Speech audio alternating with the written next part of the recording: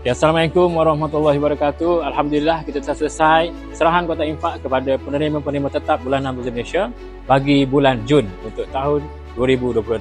Alhamdulillah kita telah serahkan kepada setiap wakil bagi setiap kampung untuk diserahkan kepada penerima-penerima tetap bulanan Muslim Malaysia bagi bulan Jun ini.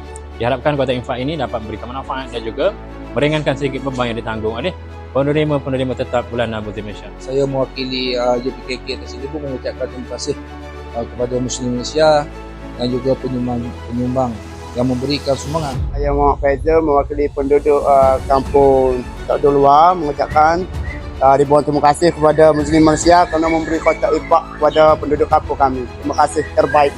Jadi saya mewakili Muslim Malaysia ingin mengucapkan jutaan terima kasih kepada penyumbang-penyumbang di luar sana kerana tanpa derma dan sumbangan anda, mungkin misi kami di Muslim Malaysia ini tidak dapat dijalankan. Jadi teruskanlah menyumbang kerana sumbangan anda mampu meringankan beban asnaf-asnaf yang memerlukan di luar sana.